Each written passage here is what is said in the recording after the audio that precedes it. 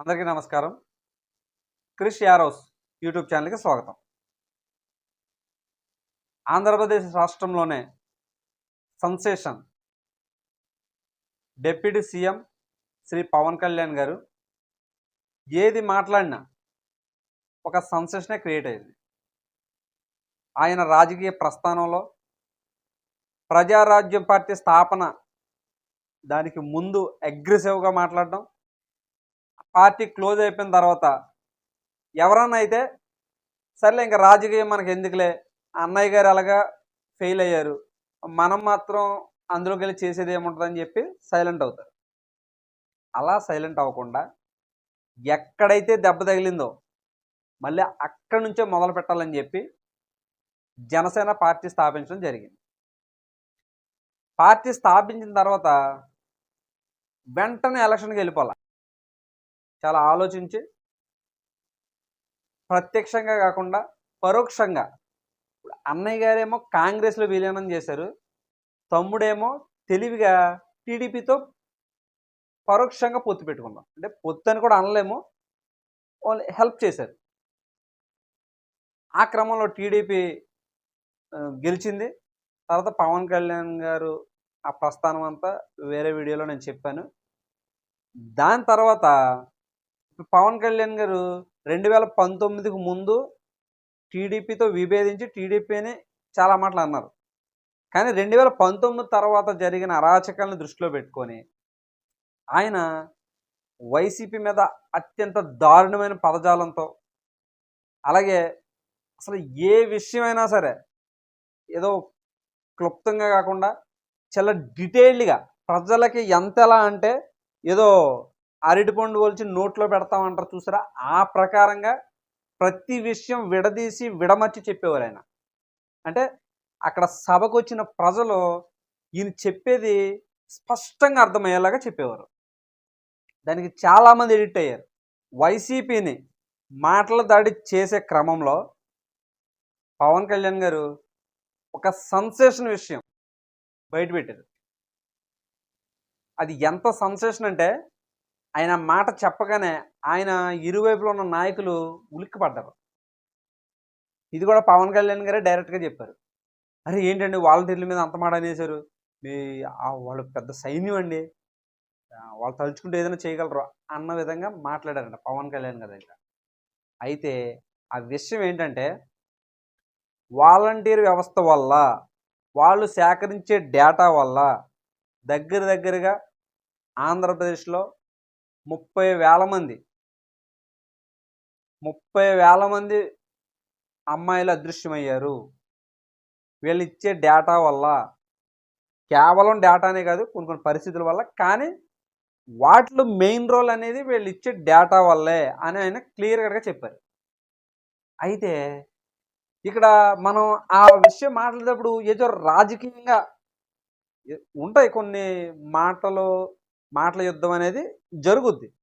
కానీ ఏమనుకున్నామంటే వినేవాళ్ళు ఎవరైనా సరే ఏదో రాజకీయంగా విమర్శిస్తున్నారు, అది రాజకీయంలోకి పోతుంది, కానీ అదే అలా అంతమంది మిస్ అయిపోతే మనకు తెలియకుండా ఉంటుందా, ఇలాగ ఈ విధంగా ఆలోచించామే తప్ప ఎప్పుడైతే ఆ మాటలు అనేది మాట్లాడారో వెంటనే వాలంటీర్లు ధర్నాలకు దిగారు, మాట్లాడారు. పవన్ కళ్యాణ్ గారి మీద విమర్శనాస్త్రాలు అనేవి తారాస్థాయికి చేరుకున్నాయి. చాలా పెద్ద సెన్సేషన్ అయిపోయింది. అసలు ఏ టీవీలో చూసినా, ఏ న్యూస్ ఛానల్ చూసినా, యూట్యూబ్లో ఏ ఛానల్ చూసినా, న్యూస్ ఛానల్స్ ప్రతిదీ కూడా ఈ మ్యాటర్ చాలా హైలైట్ చేసినాయి.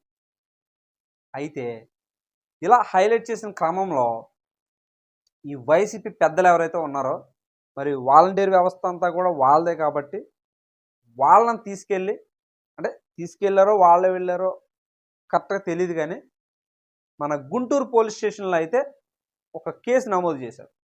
అంటే అవి తప్పుడు వ్యాఖ్యలు, తప్పుగా మాట్లాడారు కాబట్టి ఆయన మీద కేసు. ఇప్పుడు చిన్న వాటికే కేసులు పెట్టేశారు, కార్యకర్తల మీద కానీ నాయకుల మీద కానీ, అసలు సాక్ష్యాధారాలు లేని వాటికే లోపల దోశారు.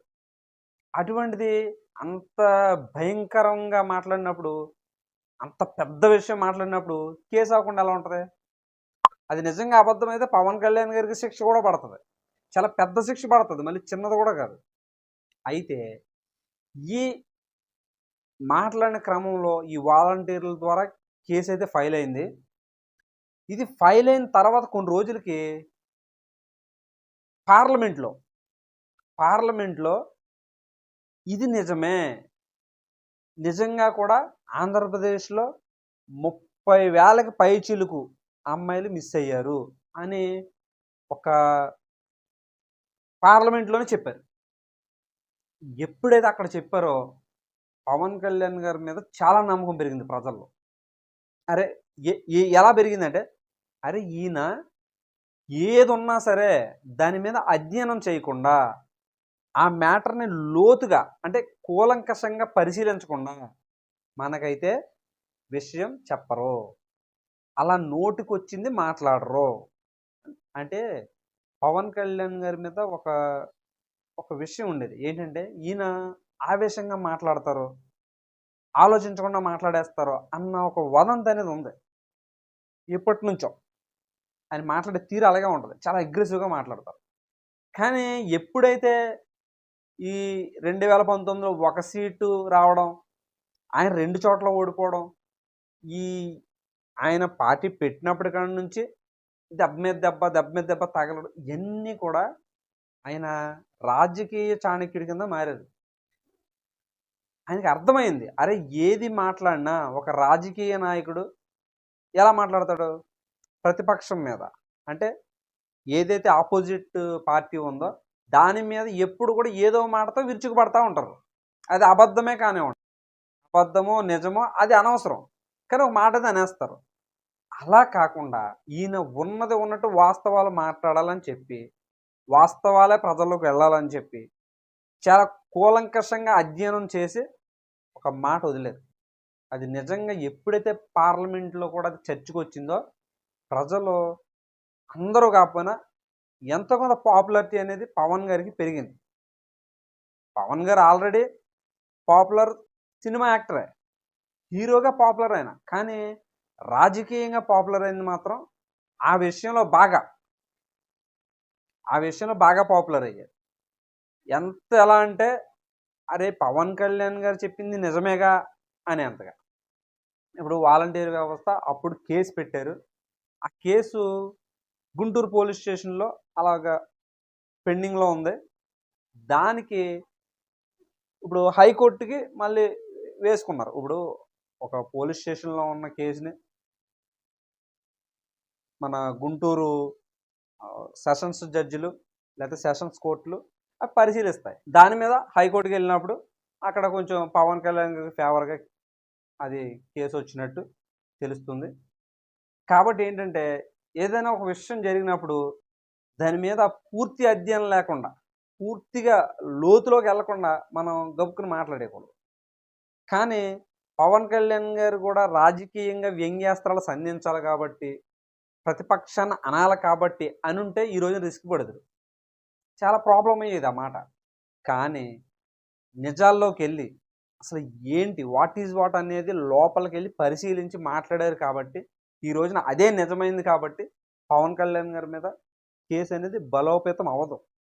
ఎందుకంటే ఈయన మాట్లాడిన మాట, అక్కడ పార్లమెంట్లో మాట్లాడిన మాట, నిజంగా మిస్సింగ్ కేసులు పరిశీలిస్తే అక్కడ వచ్చిన ఒక నంబర్ 30,000కి పైగా, సేమ్ 3 ఒకటే అయినాయి. కాబట్టి సాక్ష్యం కింద కూడా చూపించుకోవచ్చు. కేసు అయితే ఇంకా కొట్టలేదు, కానీ అది కూడా నిజమే కాబట్టి కేసు కూడా కొట్టేస్తారు. ఇది పవన్ కళ్యాణ్ గారికి పెద్ద ఊరటే. ఎందుకంటే అది చిన్న విషయం ఏం కాదు, చిన్న కేసు ఏం కాదు, అది చాలా పెద్ద కేసు. కానీ ఆయన ట్యాకిల్ చేసుకున్న విధానం చాలా బాగుంది. ఆయన ఎప్పుడైతే కరెక్ట్గా ఎక్స్ప్లెయిన్ చేయగలిగారో అప్పుడు ప్రజల్లోనూ పేరు పొందగలిగారు. అటు పార్లమెంట్లో చెప్పగానే 50% నమ్మకం వచ్చింది.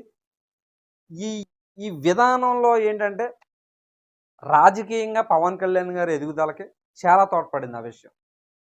ఇప్పుడు 21 సీట్లు నిలబడి 21 సీట్లు సాధించారంటే అది కూడా ఒక కారణమే. అంటే నిజం లేకుండా ఆయన మాట్లాడరు, ఆయన మాటల్లో స్పష్టత అనేది ఉంటుంది.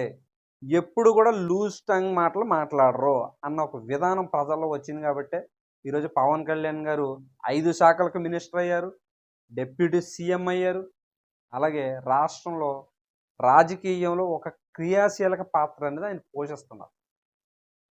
ఆయన ఎంతోమందికి ఆదర్శం.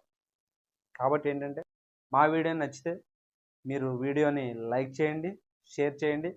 మా ఛానల్ని సబ్స్క్రైబ్ చేసి గంట సింబల్ని ఆల్లో పెట్టుకోండి. అప్పుడు మా వీడియోస్ అన్నీ మీకు వస్తాయి అన్నమాట. Thank you.